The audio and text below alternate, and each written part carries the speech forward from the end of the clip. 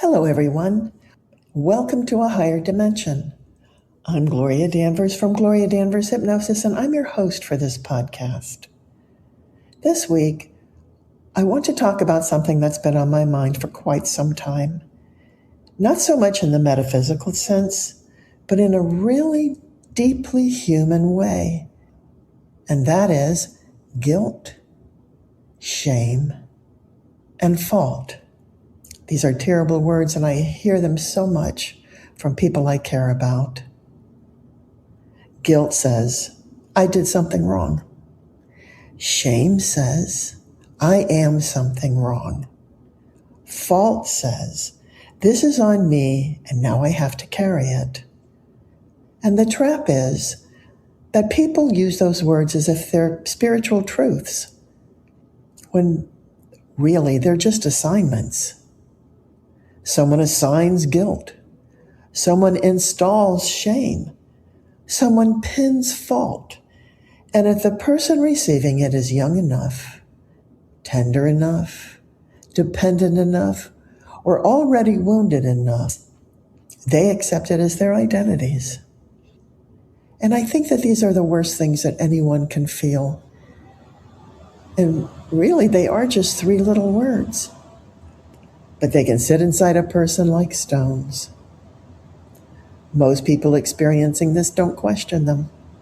They just say, I feel guilty, or it was my fault, or I'm ashamed of myself, as though those words explain everything. But do they? That's what I want to slow down and look at today. Not in a harsh way or a blaming way, just gently. Because when someone tells me I feel guilty because it was my fault, I just want to stop.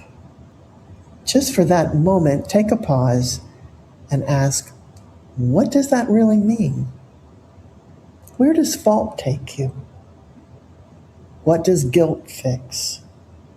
What does shame change that is actually positive? Because if these feelings are supposed to help us grow, then they should lead somewhere.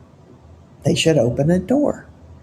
They should help us understand something, repair something, release something, or become more honest with ourselves. But more often than not, that isn't what happens. For many people, guilt does not become repair. It becomes punishment. Shame does not become growth. It becomes identity. And fault does not become understanding. It becomes a place where all the pain gets pinned. And when something is pinned on you long enough, you're going to begin to believe that it belongs there. And that is what I want to talk about today. Not guilt, shame, and fault as moral truths, but guilt, shame, and fault as ideas that get installed in us. Words that are given meaning by the people who use them. Sometimes those people are parents, sometimes partners. They can be your families, your religions, schools, the cultures you grew up in, or anyone who had the authority over us when we were too young or too wounded to question. And I always say, nobody came in like this. When you get to this world, you are perfect, whole, and complete. No child is born knowing shame. They don't come into the world believing everything is their fault. Those things are taught. And once they are taught deeply enough, they can become a way a person explains themselves to themselves. So let's begin with guilt. Now, there is a healthy form of guilt, I believe that. If I hurt someone, if I speak cruelly, if I betray my own values, there may be a feeling inside me that says, that was not who I wanted to be, and I need to look at this. That kind of guilt has movement. It asks for honesty. It points towards repair. It may lead to an apology, a different choice, a better boundary, or even a deeper awareness. In that sense, guilt can become responsibility. And responsibility isn't a bad thing. Responsibility is part of being awake. It means that I can look at my behavior without collapsing into self-hatred. It means that I can say, I need to do better, without turning that into, I'm terrible. But the guilt I hear from many people is not often like that. It's not moving them towards repair. It's not helping them understand anything. It's not creating wisdom. It is just sitting on their chests, pressing them down. And so they feel guilty for having needs, for saying no. They may feel guilty for leaving. They can feel guilty for staying. They can feel guilty for being angry, for being tired, for wanting more, for not being able to save someone, for not being able to make everyone happy. And when I hear that kind of guilt, I don't think, oh, this person is being accountable. I think this person was trained to carry things that were never theirs. And that is something entirely different and so very heavy. The sad part is it teaches you to carry and accept things that you don't even understand. A lot of people learned guilt in families where love had conditions attached to it. Maybe you were allowed to be happy only as long as you played by someone else's rules. Or maybe you were allowed to have needs only if those needs were socially acceptable. Maybe you learned very early that another person's mood was somehow your responsibility. So if your mother was upset, you had to fix it. If your father was angry, it was very smart to stay quiet. In a household filled with tension, you had to become the easy one, the good one, the funny one, the helpful one, the invisible one. No one may have actually said directly, you are responsible for all of us, but they didn't have to. The child understood the atmosphere and began to take it upon themselves to assume that responsibility.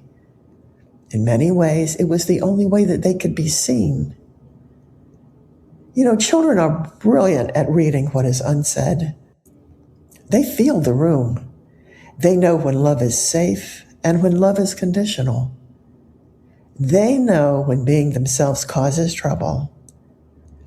So they adjust, and they don't question their condition from the earliest memory possible to adjust to the family dynamic, no matter how dysfunctional it is. And years later, that adjustment can turn into guilt. A person grows up and feels guilty for taking up space because long ago, taking up space came with consequences. Someone feels guilty for setting a boundary because in their original family, boundaries were treated like betrayal. And still someone else feels guilty for resting because they were only valued when they were useful. And by the time they are adults, the original situation may be long gone, but the guilt remains, and it's crippling. That's why guilt has to be questioned, not attacked, but questioned. So let's take it apart. Is this guilt coming from conscience, or is it coming from conditioning? That one question can change everything. Conscience says something needs attention. Conditioning says you are not allowed to be free. Conscience has clarity. Conditioning has fear. And once we can tell the difference, we can begin to work with guilt in a much cleaner way. It starts by examining those burdens and deciding which ones are really yours to carry. And that may mean that you respond to the family dynamic in a different way. A way that can cause some people to get riled up and offended if everyone is sure of their place, and your place is to hold the guilt. Now, shame is different. Guilt says, I did something wrong. Shame says, I am something wrong, and that's a much deeper wound. A person can recover from a mistake. People do it all the time. We make a mistake, we see it, we apologize if we need to, and we learn. But when shame gets involved, the whole self becomes the problem.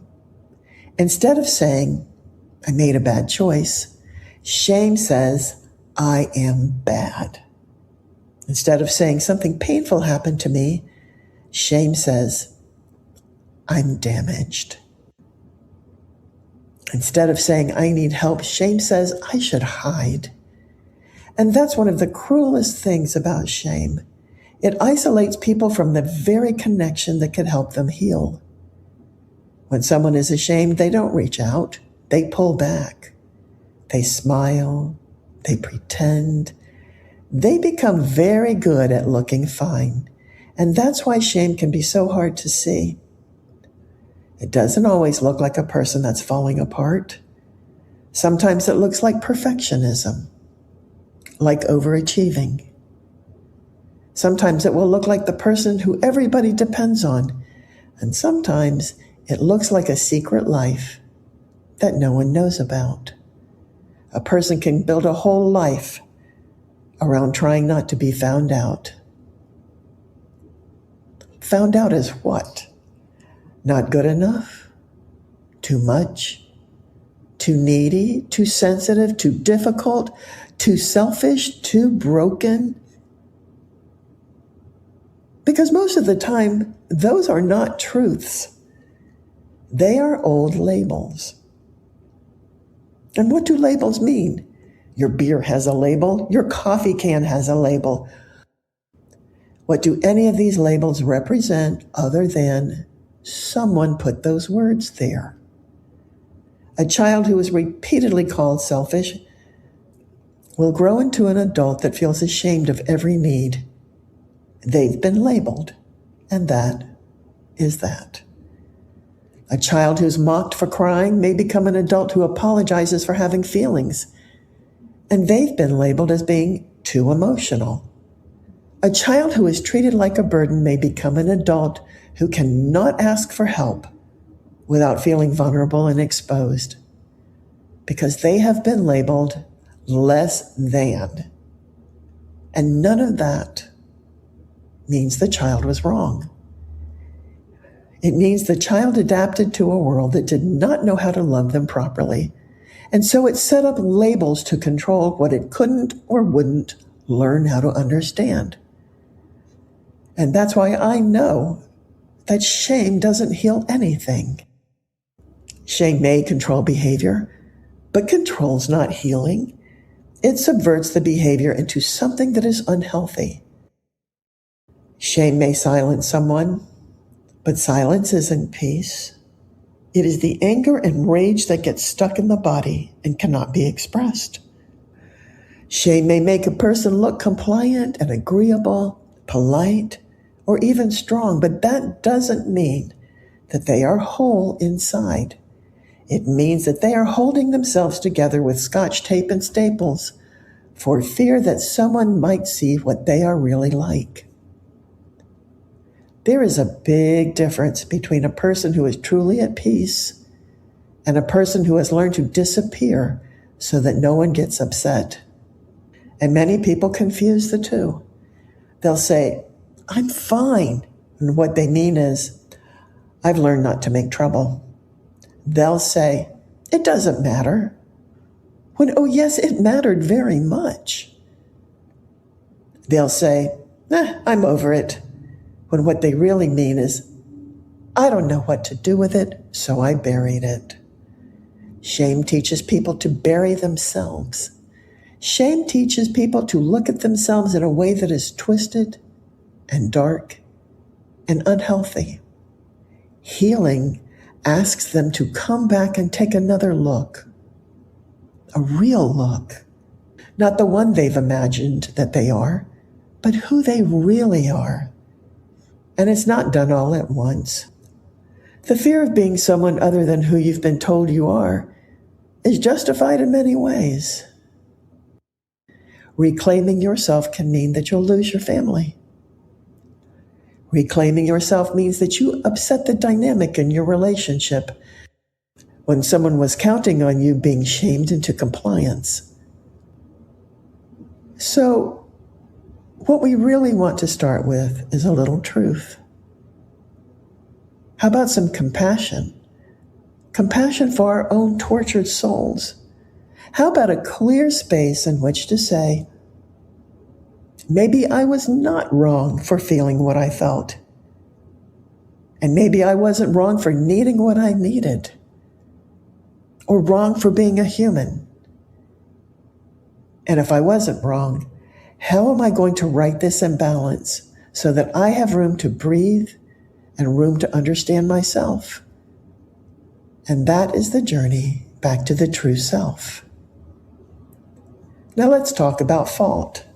Fault is such a heavy word, and people use it as if it settles the matter. It was my fault. But what does that actually mean?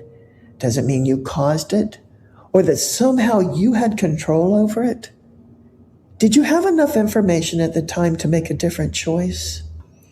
Does it mean you were responsible for someone else's behavior? Or does it mean someone needed a place to put blame and you were standing close enough? Fault is where curiosity ends. Once we decide who's at fault, we stop looking deeper. And that's especially true in families and relationships where nobody wants to take responsibility. If everything can be made one person's fault, everyone else is excused from self-examination. One person holds the bag, while everyone else throws their hands up and walks away. So the child becomes the problem, and the family never has to look at the chaos in the home. The sensitive person becomes the problem, so the cruel person never has to look at their own cruelty. The one who finally speaks up becomes the problem, so nobody has to talk about what made speaking up necessary. The person who leaves becomes the problem, so the relationship never has to face what made staying unbearable. Fault can be used to end the conversation before truth enters the room. And that's why I prefer the word responsibility. Responsibility is useful. Fault is not. Responsibility asks, what is mine to understand? Fault says, oh, this is all yours to carry. Responsibility asks, what can be repaired? Fault says, you should suffer. Responsibility leaves room for context. Fault does not. And context matters. A person in survival mode does not have access to the same choices they have when they are calm and safe. A child doesn't have adult power. Someone who's been manipulated may not know their reality is being twisted. Someone who's never been allowed to say no may not recognize at first that no is even an option. So when we look back and say, I should have known, we need to be very careful. Should you have known? Really? Or are you judging your past self with a wisdom you only have because you survived long enough to gain it? That's an important distinction. The self you were back then did not have everything you have now. That version of you had only the information that was available at the time.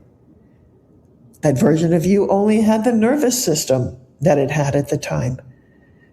And the courage, or the support, or even lack of support that was available at the time. You had what you had, and you dealt with what you had. So that version of you froze or fawned. Maybe that version of you tried to keep the peace, or you stayed too long, or you left too quickly, or you didn't say anything, or you said too much.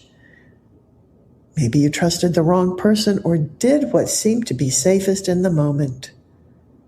And that is worth understanding. And it might even be worth grieving. but it is not worth condemning. There is a difference. Understanding opens the heart. Condemnation closes it. And a closed heart does not heal well. Sometimes when people blame themselves, they are actually trying to create a sense of control. That's what I think. And it's one of the most tender pieces of this whole thing. If I say it was my fault, then some part of me gets to believe that I had power. And if I had that power, then maybe I can prevent it from happening again. And that can feel safer than admitting I was helpless, or someone hurt me, or the people who were supposed to protect me did not protect me,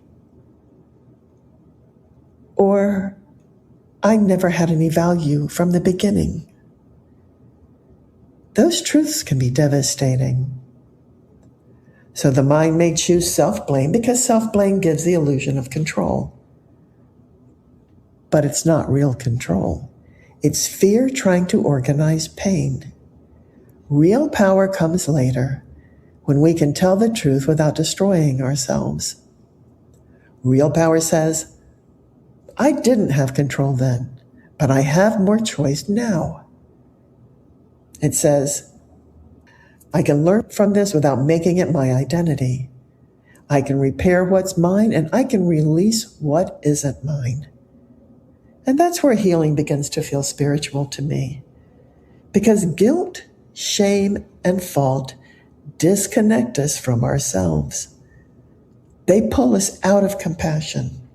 They make us stand against our own being. They turn the inner voice into a judge instead of a guide. Healing does not mean pretending nothing happened. It doesn't mean excusing everything, and it doesn't mean that we never look at our own behavior.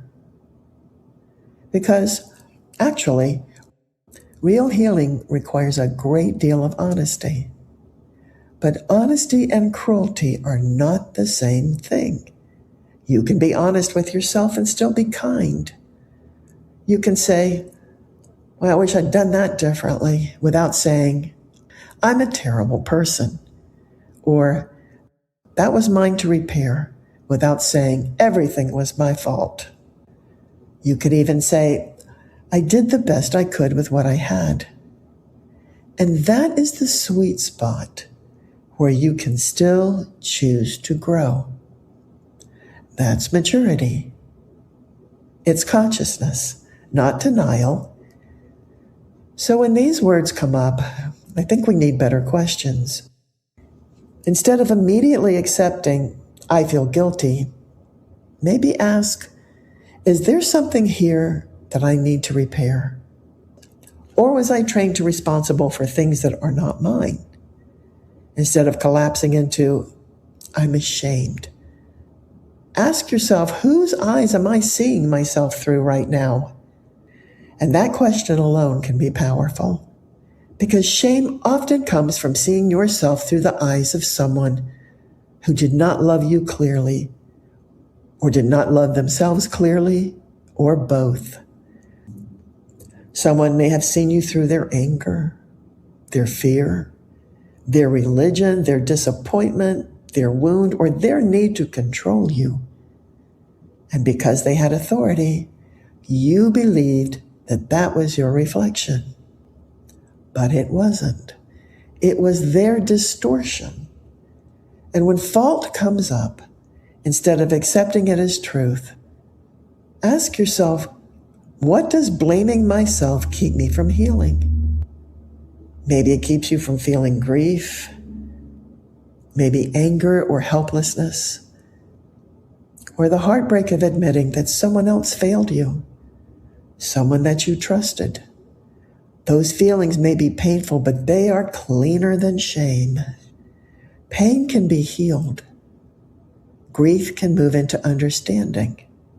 Anger can be moved into acceptance. Even truth, when it hurts, has movement forward. Shame does not move. It just sits there and calls itself you. You are the one. You did it. And that's why we have to bring light to it. Not harsh light, not interrogation. I think you've had enough of that. Not another voice saying what's wrong with you, but a warmer, softer light, and the kind that says, let's look at this together. And that's the energy that I want people to feel. You don't have to rip these words out of yourself, and you don't have to fight them.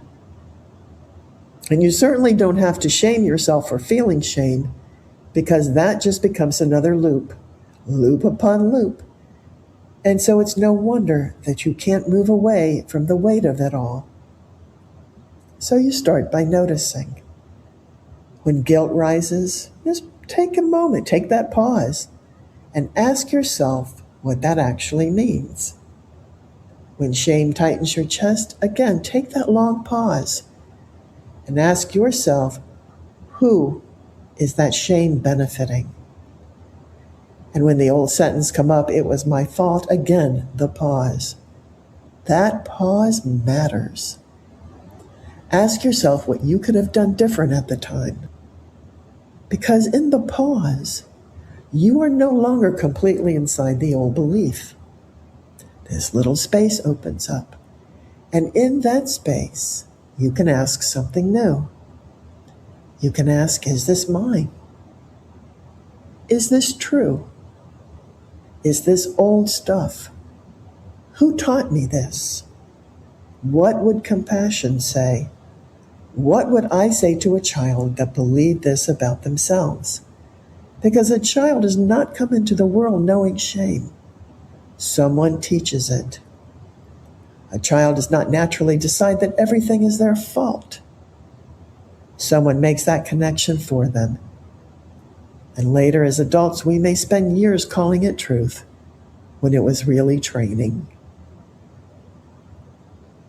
Most of us would never speak to a child the way we speak to ourselves. We wouldn't look at a hurting child and say, well, this is your fault. You should feel ashamed forever. We would get closer. We would soften. We would try to understand what happened. But weren't you a child? Did you not deserve what every other child deserves? And deep down inside, isn't the child in you still crying to be accepted and to be heard? That same kindness has to become available inside us, for us, because the wounded parts of us aren't healed by punishment. They are healed by being met. And maybe that is the deeper invitation here. Not to erase the past, not to pretend we have no responsibility, but to stop using guilt, shame, and fault as prison words. Let guilt become a question. Is there something to fix? Is there something to repair? Let shame become a question. Where did I learn to turn against myself? And let fault become this question. What was placed on me that was never mine? Those questions don't make us weak. They make us honest. And they move us out of punishment and into understanding. And from understanding, we can grow. So if you are carrying guilt, I hope you ask whether it's guiding you or trapping you. If shame has been living inside of you for a long time, I hope that you begin to wonder whose voice it really is. And if you've been saying it was my fault, maybe just today, you can soften that enough to ask, was it? Or was I handed something too heavy and told it belonged to me? That question may not answer everything at once, but it can open the door. And sometimes opening the door is enough to let the light in. And in that light is your freedom to understand who you truly are without the labels that someone flung at you when you were too young to know the difference. Thank you for joining me today on A Higher Dimension. I'm Gloria Danvers, If you know someone who would resonate with this podcast, please pass it on. And if you'd like to work with me, you can go to my website, gloriadanvershypnosis.com, and book a free consultation. I'd love to talk to you. Until next time, be gentle with yourself. Not because you're fragile, but because you are sacred. Bye.